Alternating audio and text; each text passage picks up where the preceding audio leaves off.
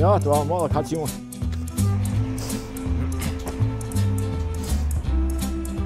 Ik help die even te tellen.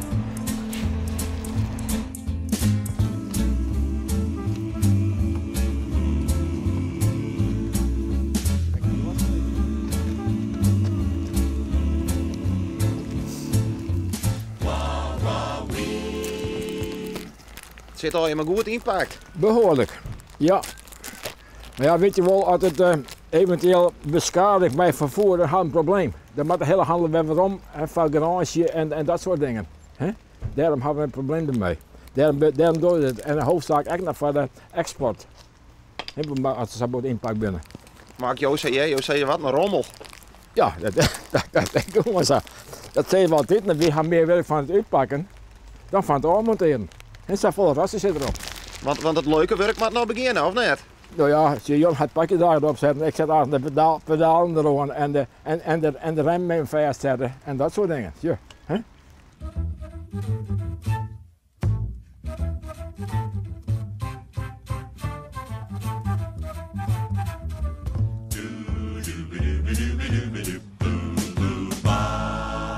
Je bent even mee bezig en we praten even met mensen en een kopje koffie.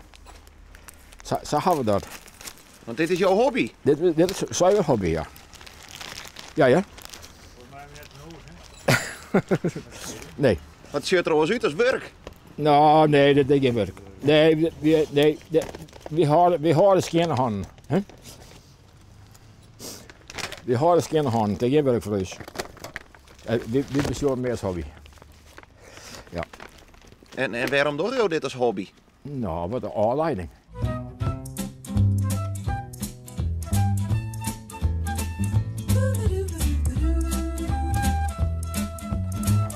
Ik had een beetje problemen tussen met de gezondheid van mijn vrouw. Mijn huisarts had ze mij zijn uit de dwang kunnen jaren, blijven dwang. Voor aanleiding. Hij heeft wat oorzaken halen. Al hoe goed dat op zijn nek gaat, verder. Maar hij zei, probeer dat uit de dwang kunnen slang nog door het. Hij heeft wat oors. Hij neemt vullen. En dat mag ik ook. Want wat had jouw vrouw als ik vraag je mooi? Parkinson. Hoe lang ging je nou met trouw? Ja, ik denk het al. Als ik de jongens had Jan, maar ik weet niet, misschien wel. Geen idee. Hoe lang je daar met trouw gaat, ik hoop dat ik nog even volhouden kan. Zijn leeftijd hebben. Er zijn ook een heel paar oude mensen die volle jonger zijn dan ik, en die het net volhouden kunnen. Zo simpel is denk ik. Als je dan een beetje knapachtig viel, hè, en het lukt nog steeds, oké. En ik kan me ook voorstellen, met jouw thuissituatie en de ziekte van jouw vrouw, Ja. dat je wel waarderen dat je nog seizoen bent. Ja, tuurlijk. Ja, gelukkig wel. Maar het wordt geen probleem.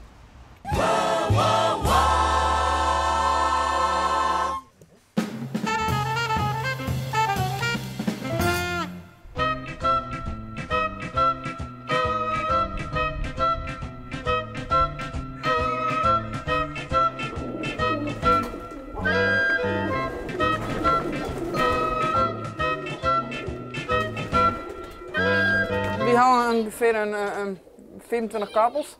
Nou, meestal heeft er dan rond 100 jongen bij, dus meestal aan het eind van deze tijd dan zit er nog een dikke 150 doden. Bij ons is een keer ooit een dood op dakvlijn, zwiergewond. Die hakt wat oplaapt. En op laatst zien we zoiets, nou ja, alles gaat goed, hij vleent weer, we laten hem maar los. Alleen maar niet woon net. Hij wil bloeien. Zo is de hobbyboom. Wat is hier zo leuk aan? Dan krijg je een bepaalde connectie met een dood krijgen. Vooral als aanlijn en de jongen die komt niet neust. Dan ben je altijd met die jongen door de handen aan het halen, dat ze een beetje tammer worden. Dan praat mij ze om ze gerust te stellen dat alles goed gaat. Dus op zich, ja, de connectie met een dood is altijd wel, ja, hoe zei je dat? Magisch. Ja, ja. Is de boom groter maar de dood dan maar de man? Soms wel. Ik ben begonnen, alleen nog mijn man die zegt wat voor kleurslagen naar meer wien.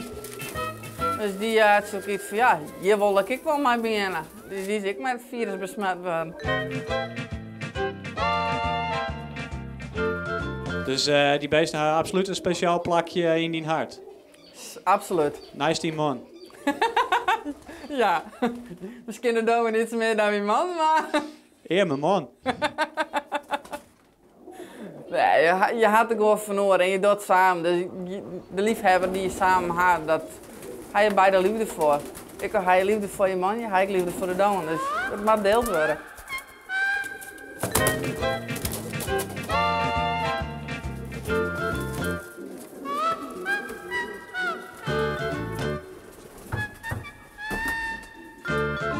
Ja, dat is dan.